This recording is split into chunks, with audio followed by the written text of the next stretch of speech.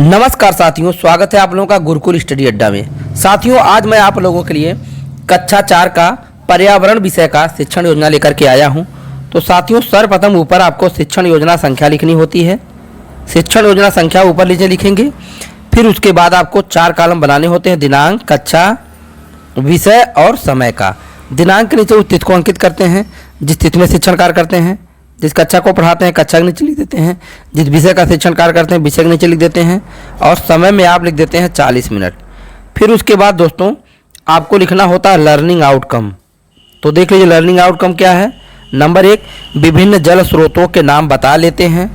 Number 2, जल प्रदूषण होने के कारणों एवं उनसे बचने के उपायों को आपस में साझा करते हैं।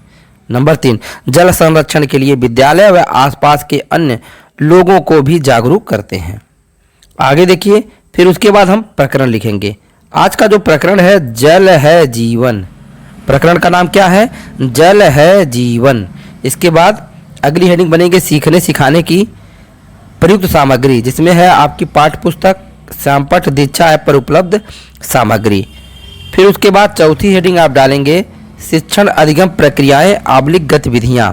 देख लीजिए, उसके बाद है प्रथम दिवस और इसमें 4 कॉलम बनेगा, क्रम संख्या, चरण, समय और आकलन का तरीका।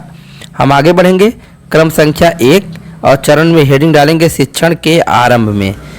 शिक्षिका छात्रों के सामने जल कविता का सस्वर वाचन करती है।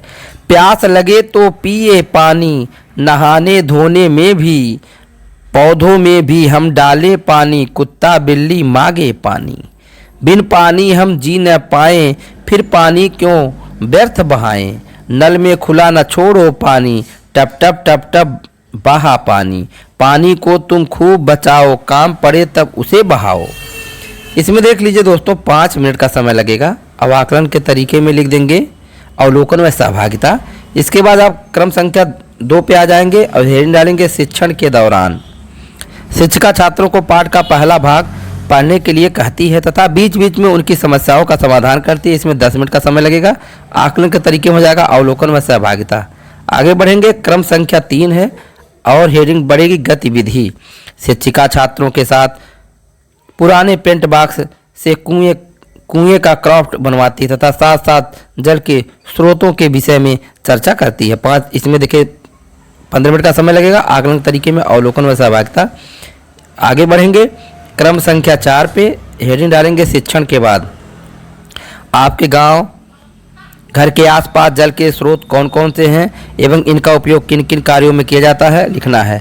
देखिए यहाँ जल स्रोत और उपयोग 2 कॉलम है। जल स्रोत का नाम लिखना है और उसका उपयोग यहाँ लिखना। 5 मिनट का समय लगेगा और आकलन के तरीके में अवलोकन और प्रश्न उत्तर हो जाएगा।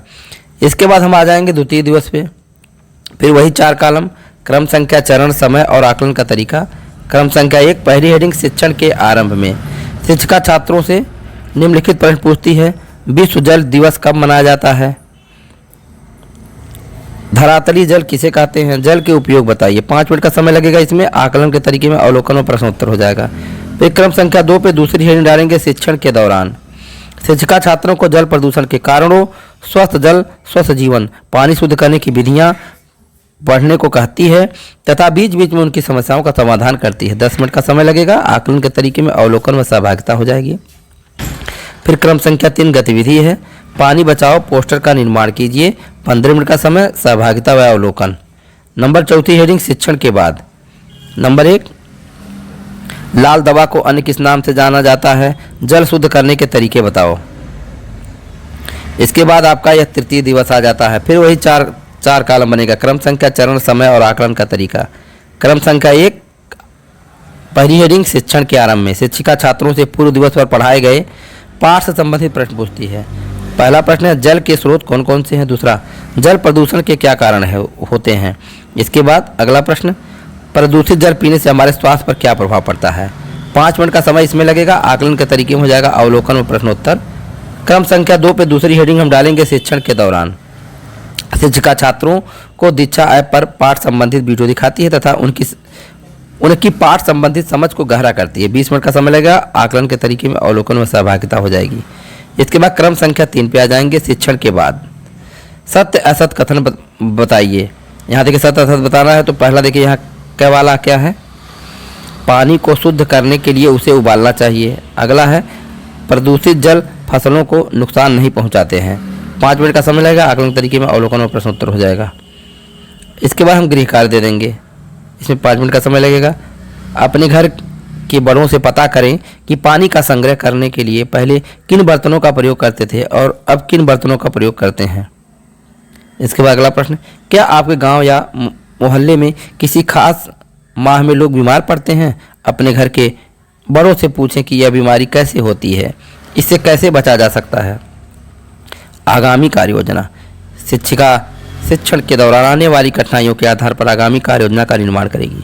तो दोस्तों, इसी साथ वीडियो समाप्त हो रहा है। आप लोगों से एक अपील है, वीडियो पसंद आए तो लाइक कर लीजिएगा। अगर ऐसे ही यूजफुल वीडियो आप देखना चाहते हैं बेसिक शिक्षा से रिलेटेड, तो चैनल को सब्सक्राइब जरूर कर लीजिएगा। वीडियो देखने के लिए धन्यवाद।